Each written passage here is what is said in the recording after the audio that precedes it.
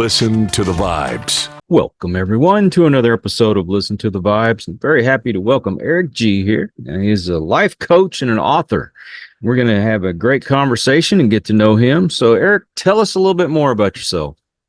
Well, like I said, I'm a life coach, author. I'm also a writing coach. I got into life coaching because people were paying me to coach them on writing, and I found that the easiest way to teach writing is not focusing on like grammar or structure or any of that kind of stuff, but to focus on helping people find their voice.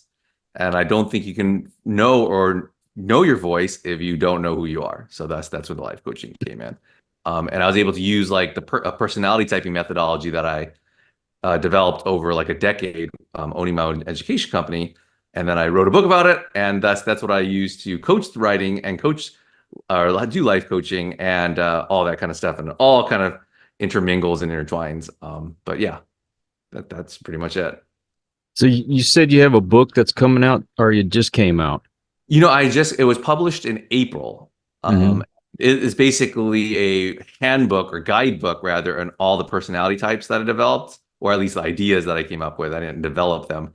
And it teaches basically the reader how to type someone and figure out the different personalities in their lives. So that way they can kind of interact with people better. I mean, you can't change people, right? But what you can do is make sure that you understand them better so that at least when you do argue, you can understand why you're arguing. And I think that helps a little bit.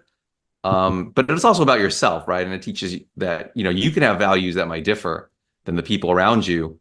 And once we start learning what those values are versus what other people's values are, we can let those like the outside noise affect us less, and then maybe get closer to like our own kind of core of happiness. So what do you have, a list of questions, or how do you do that?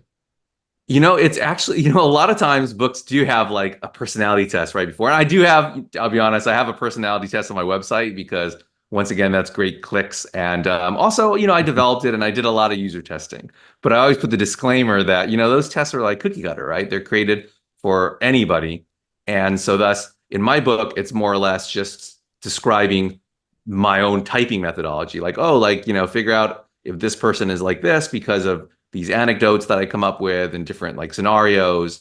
And then what you do is, and then you can juxtapose like, okay, well, they're not this one, they're this one. Okay, now that I know they're over here, then within this group, it kind of splits up, right? So it's almost like an algorithm, right? Okay. It essentially goes to the algorithm on my test, but in a much more elaborate, detailed way. So by the time you finish reading the book, you can ideally figure out, oh, okay, now I truly understand. And I essentially have become the test.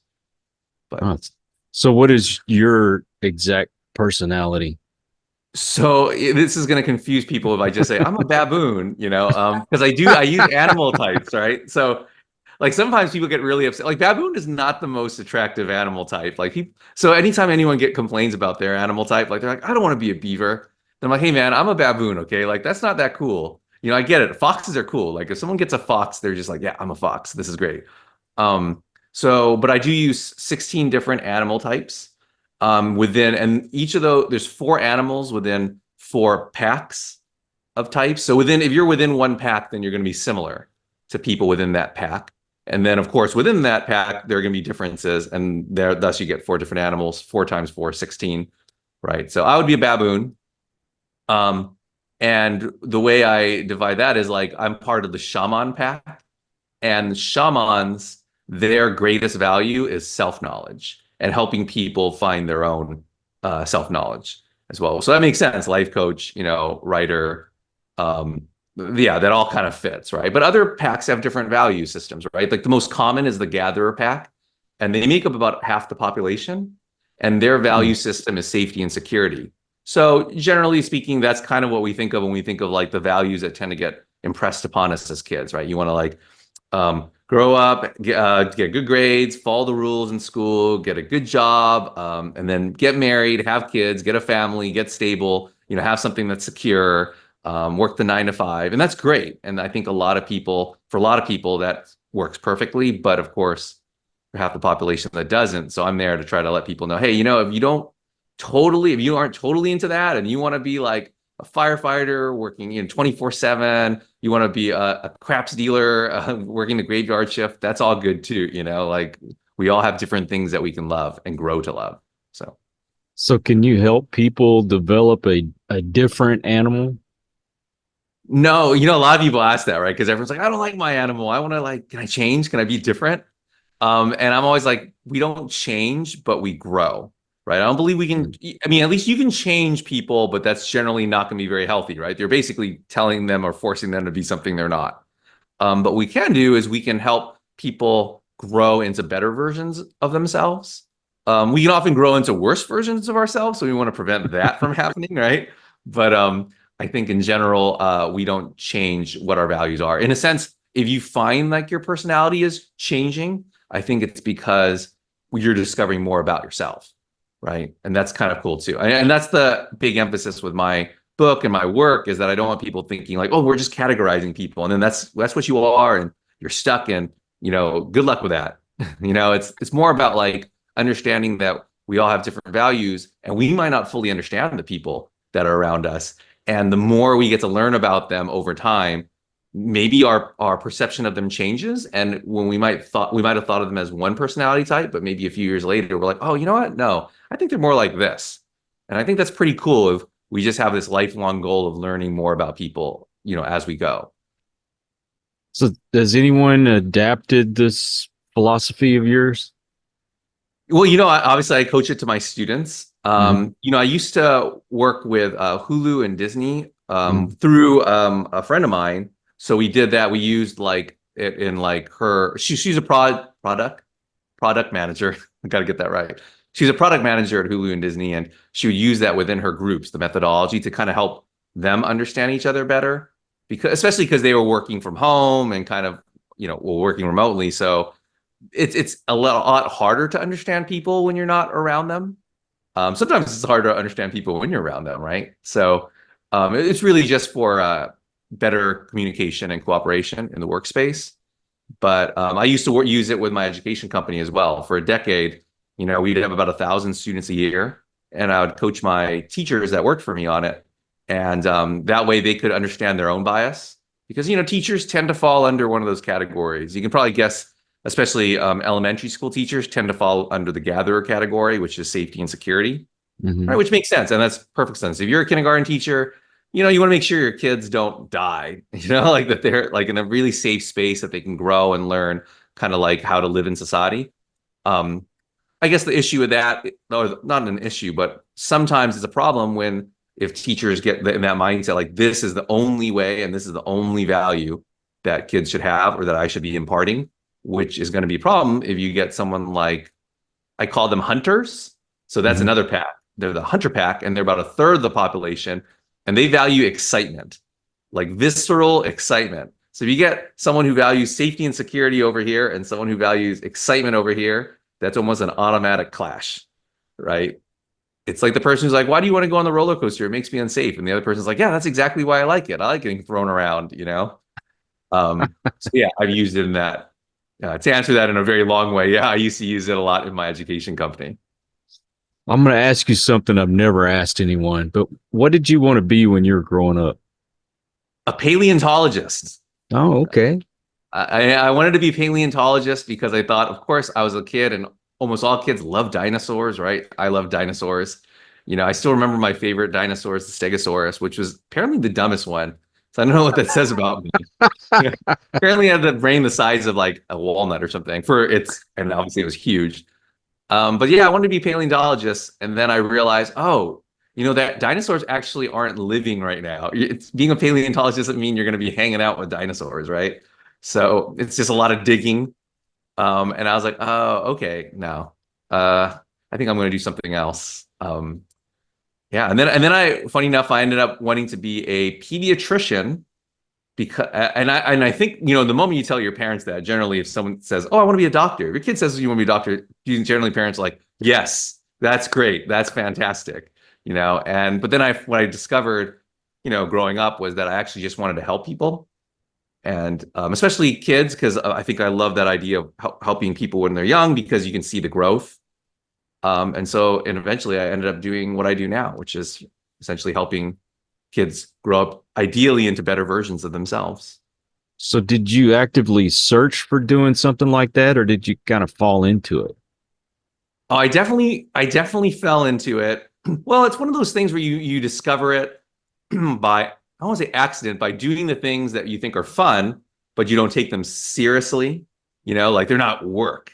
They're just Right. like fun things that you do because you instinctively gravitate to them.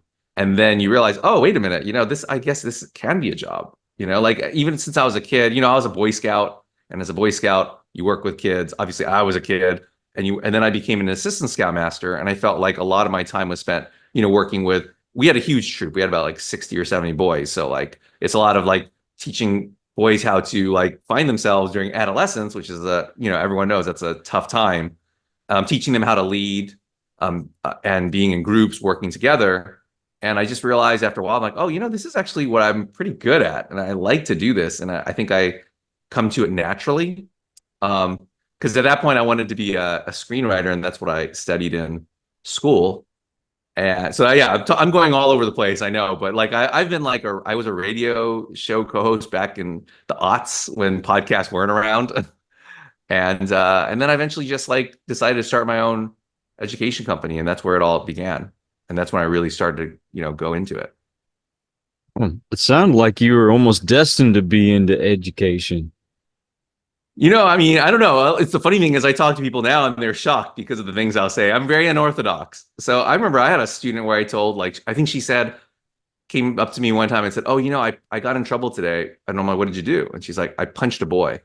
I'm like, oh, good for you.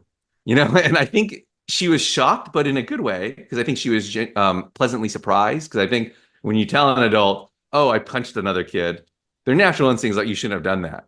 But I knew that that was a big, I guess, leap for her, because her issue, especially academically, was she didn't take charge. She didn't have agency. She kind of just let things happen to her, and she Mhm. wasn't aggressive at all. I could see that in her academics, and I could see that her sisters bossed her around, even though she was the oldest. But based on her personality, she would be a butterfly personality, and butterflies kind of just flutter, and they're so gentle, and they kind of just let life come. But their growth arc is finally deciding what they want to do and taking charge. So I was like, yeah, good for you. Like, what did the kid do? She's like, oh, well, he kept like bothering me and like he poked me. I'm like, oh yeah, well then don't let him do that. You gotta like, you gotta protect yourself, right? And anyway, I'm pretty unorthodox in my style because I treat everyone differently. So I think sometimes people are like, wait, you work with kids? I'm like, yeah, I do that for a living, but So you work with people one on one in your life coaching? oh yes, yes. It's generally one-on-one. Sometimes I'll work with siblings together. And I've done like group, I won't say group, I won't say lectures because that sounds so boring. I've done group presentations as well in like offices. I've made a few lectures at a couple universities about this, but for the most part, it's definitely one-on-one coaching. That's the best way because you can get to really know someone, and it takes some time oftentimes because you have to create a bond and have people like you can relate to them, or at least show that you can relate to them. So yeah, it's pretty much one-on-one. So when you get to meet someone for the first time, you kind of get an idea if you want to work with them or if you want to maybe send them somewhere else. I will always want to work with people, regardless of how difficult they are, or at least because I feel like if they are difficult, if they come off as difficult to me, they're probably going to come off as difficult to a majority of people because I'm much more of an enabler. So I want to take that chance and try to figure out how I can best help them, because generally the most difficult person once you start connecting with them, you start realizing, oh, it's just that they're just so used to people not understanding them. So they're used to being defensive and fighting back. Um, that, once you give them that, like that you're going to be different and like start understanding them and you're going to adjust to what will work with them, they'll start opening up. So generally speaking, if anything, if a student doesn't jive with me, then that's generally when they will make the decision, oh, like maybe I'll look somewhere else. But it's generally it's because I'm telling them something maybe that they should hear, but they don't necessarily want to hear. And that's always kind of an issue, right? Mm. Yeah, if you tell a rules follower and you're trying to teach them to break the rules, or at least I won't say break the rules, but start stretching the boundaries of that bubble that they're in, I think Mhm. that can be a little scary, and some choose to not continue. But for those that do, I think benefit quite a bit. Well, what's been the biggest hurdle in your life? So I got into personality typing and personality type methodology because, growing up, I always felt like a little bit of a weirdo, but not in like the weird, like, by the way, no offense, I love Dungeons and Dragons, anyone who plays Dungeons and Dragons, but I'm not in that kind of like Dungeons and Dragons all the time kind of way. Like I always felt like I fit in externally. I grew up playing sports, I could like bounce between different cliques and groups. I played an instrument as well. I thought I was pretty funny growing up. I wasn't like the total like bookworm, even though I also did read a lot too. So I had a lot of different things that I enjoyed. But the problem with that is I never totally fit in with any one group because I always felt like everyone was so like this is who I am. And I was like, I don't know who I am. I just kind of do what I think is fun. So I was definitely that kid who was generally around people, but even though I was around people, maybe I felt lonely sometimes. And I think and look, it's a hurdle, but I'm sure a lot of people go through it. That's why I try to help people with that hurdle. But that was something that I faced growing up. And that's when I started really reading up on personality types. And when I found my own, I was like, oh, okay, like this kind of explains a lot. And then as I studied it, because there's a lot of different methodologies out there, that's when I started developing my own because I started to see problems in the different systems. And working with, 1,000 kids a year, you can start really seeing the true patterns of behavior of people. So that's about it. There's a lot of life coaches out there. So if somebody was shopping around, what would set you apart from everyone else? I would say that I'm funny. It's a weird thing to tell people you're funny because that generally means you're not. But, I would say that that would be the number one. I don't take life that seriously. And I think sometimes, and look, I don't want to like belittle any other life coach, but I think sometimes all of us can take life a little too seriously. And I think sometimes it's the things that we should be taking seriously that we do not, and vice versa. And so I definitely tend to focus on the things that people might ignore. I know there's this great quote that I love from Nietzsche where he says, and I'm paraphrasing now, but true maturity consists in regaining the seriousness one had as a child at play. And I'm definitely down for emphasizing the play because I definitely try to figure out what do people truly love to do versus what they're told they should want to do, or even like what they themselves have constructed as something they want to do. I have a lot of students who grow up and they're like, oh, I totally want to be a doctor. I love it. And I'm like, what do you know about being a doctor? Or what do you know about being a software engineer? And they might not really truly connect. It might just be like me wanting to be a paleontologist. I didn't really know anything about paleontology. I just love dinosaurs. So it's finding that love of dinosaurs does not necessarily equal paleontologist. And I think sometimes for me, like it was like love of helping people, that equaled something else, right? So I think that's the difference is that at least one of the things that I bring to the table is that I truly will try to help someone find what works best for them and what they love versus like some kind of specific methodology like focus on this or some mindset philosophy. How well do you connect with the older generation that may be a little more set in their ways?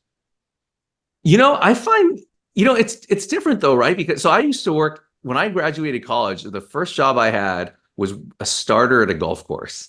And, it was a golf course where a lot of retirees went because it was only a 9-hole course. So, 9 holes is a lot shorter than 18 holes, right? So, and I used to play every morning with a group and then I would come into work, right? It was like, this is the best. I was working minimum wage, but you know what? I could play golf and then literally right after my shift, just go into work, hang out. I could wear sandals, and watch TV and most of the time.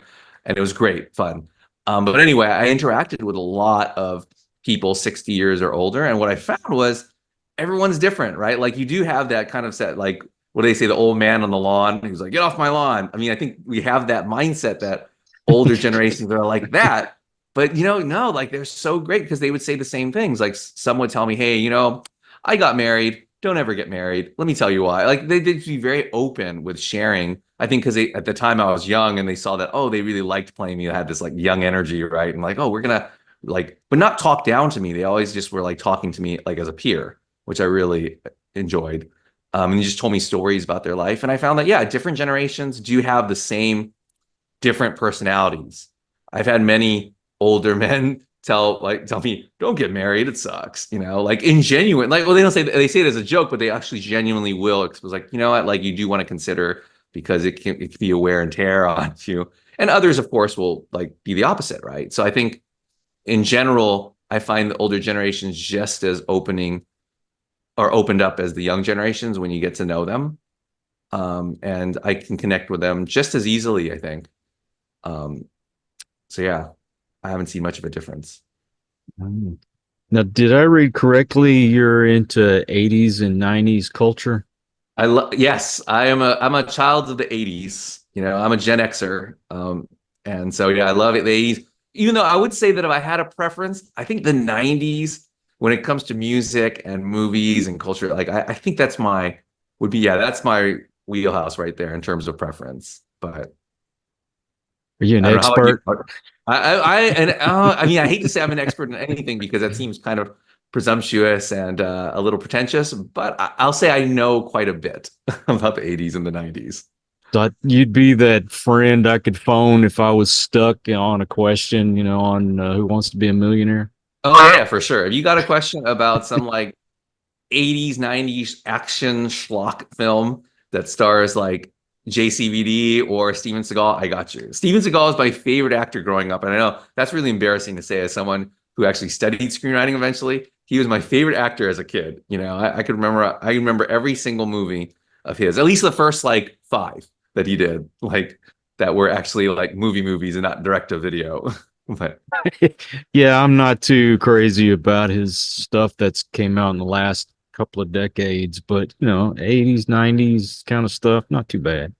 oh yeah, I mean, obviously simple stories, but they resonate. It's hard not to resonate. Like, it's all about agency and taking your power from people who are bullies. I mean, I think in general, I think that story always resonates no matter what, no matter how many hands get broken and heads get cut off. I think that story always resonates. Yeah, I hear you. Well, if someone wants to get a hold of you, do you have a website? I do. I actually have 2, which is kind of confusing because one has the test on it, and it's more of an article-based website. It's called utopiaproject.com, and that's a YOU with like it's spelled incorrectly, but it's kind of like YouTube, like utopiaproject.com. And then my main website is actually it in reverse, projectutopia.com. And that's definitely the easiest way people can find out about me. And if they And want to buy the book, it's available anywhere you buy books. Amazon, of course, and Barnes and Noble and all those good stores. It's called The Power of Personality. and the necessary evil in this world, what is your social media? Oh, well, my social media is the book. So it's Instagram at The Power of Personality, that underscore, yada, yada, yada. And I do also have a Facebook. People can just search me up, Eric C.G., which is my middle name. But generally speaking, I just use the Instagram. But I kind of agree with you. I'm not a huge social media person. But once again, that's the best way to let people know about you. So it's, you said, a necessary evil. Well, what I'll do is I'll put all those links in the description just to make it easier for people to find you. But Eric, Oh, man, awesome. I appreciate your time and coming on the show today. Oh, thanks, Kyle. No, thank you for having me. It was great. Had a lot of fun. My pleasure. And I also want to thank all you folks out there. If you are new to the channel, I hope you'll come back. Please hit that subscribe button. For my regulars, you guys are awesome because you make it possible for me to do this. And until the next one, everyone, please take care. Be kind to one another. God bless and peace. We hope you enjoyed this episode of Listen to the Vibes. You can catch us on Buzzsprout or wherever you listen to your favorite podcasts. And on YouTube. Follow us on Facebook at The Vibes Broadcast Network